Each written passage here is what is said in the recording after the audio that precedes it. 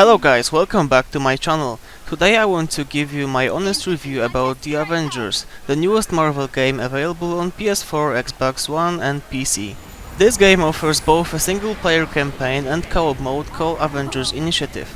Let's start from the campaign first. The game starts giving you the opportunity to explore the Avengers writing contest as Kamala Khan, who is basically the main character of the game. Yes, she is the main character here. Not Avengers, but more about this in a moment. Plot here is very cliché and simple. Avengers want to make the world a better place using new energy source, but thanks to a supervillain things go sideways and a lot of people suffer. Avengers are disbanded and supervillain is brought into power. Luckily, our newly met Kamala, as the most loyal Avenger fangirl, is doing everything to reunite them and restore order. The problem, however, here is our main hero Kamala, or as I like to call her, Mrs. Big Manly Hands.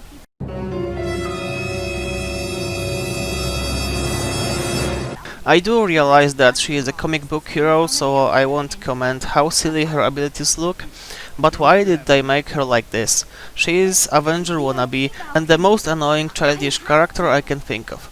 Besides, this is supposed to be an Avenger game, right?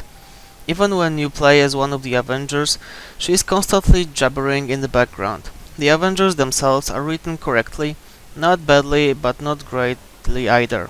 This is not even close to how good those characters are in Marvel movies. Campaign missions are pretty uneven. Most of the time they are pretty repetitive. You either fight all the time or you are forced to walk and pretend you are making something important to the story.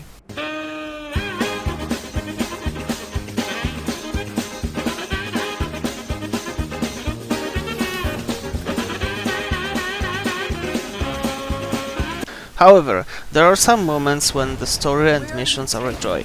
It happens mostly when they introduce a new character and focus only on him for a short time. It shows that this game could be really much better if they just would focus on the character people bought this game for, meaning the Avengers. Now let's talk about combat. Combat is, in my opinion, pretty hard to judge. Every hero has 4 abilities. Defensive ability, for example healing on Kamala or invisibility on Black Widow, offensive ability like Big Hand Smash or Giant Laser, and ultimate heroic ability like calling Hulkbuster suit for a short time. The problem with those abilities is that they have a pretty long cooldown, so most of the time you are just brainlessly mashing light and strong attacks. This way combats get repetitive pretty quickly and every hero feels kind of the same. Luckily, there is a pretty advanced progression system to help with that.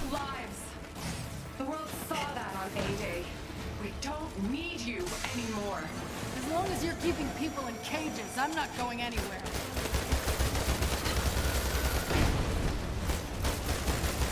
Every hero is leveling on its own and has its own skill tree. Some skills allow to even alter character attacks. For example, Iron Man can have rockets instead of standard repulsor shots.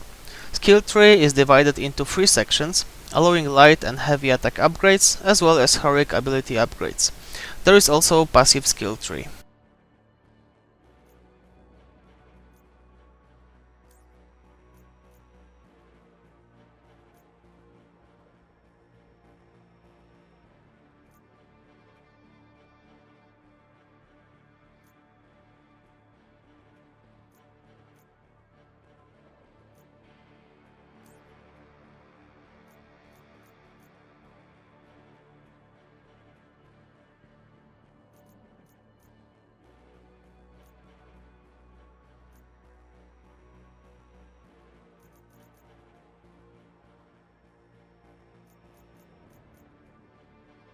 In addition to that, the game has a gear system, which can boost your stats and increase your combat rating.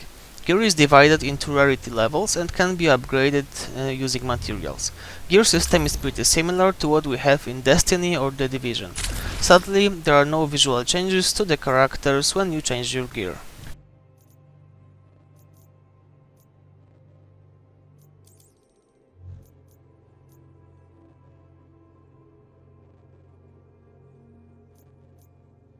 Campaign though is mostly solo, so if you want to play co-op with your friends, there is a separate mode for that called Avengers Initiative. Here you can play missions on redesigned campaign maps with 4 players total. Missing friends' places will be taken by bots or by random players if you turn on matchmaking. These multiplayer missions, just like some campaign missions, have some optional objectives which can grant you a better gear. Here I see another resemblance to Destiny or Division. They even have faction vendors. This mode has some potential, especially since they will be adding new characters to use in this mode, like Spider-Man coming to PS4 in January. The problem, however, is that those missions are in 99% of just combat, so if you consider combat repetitive and a bit of boring, this mode is pretty much useless. Not to mention that adding another 3 players into the mix makes combat extremely chaotic. One more thing to mention here is that there is a gear and level cross progression with campaign mode. Graphically, this game is even more uneven. Cutscenes look really good, character models are detailed and nice to look at. When you're standing or walking, graphics are okay. Things get worse during more intense moments. There is a simple rule here. The more is happening on the screen, the worse it's going to look. Fire, explosion and some attacks make it really pixelated. On base PS4 things are even more blurry. The last thing I want to talk about are things we all love, microtransactions. You can buy skins for your character, poses, title cards for co-op and finishing moves, pretty standard stuff. Some of those you can buy also for in-game money, of course. I always say that those things should be in-game to unlock for free, but a lot of people buy this stuff, so here we are.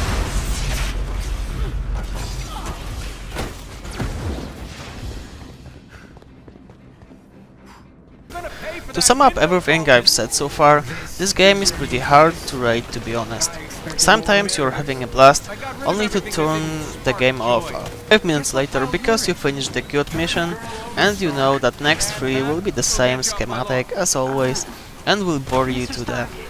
It's not a graphical wonder, but sometimes you just enjoy seeing bad guys smashed by Hulk or by Cap's shield throw. Just a bit or a lot pixelated.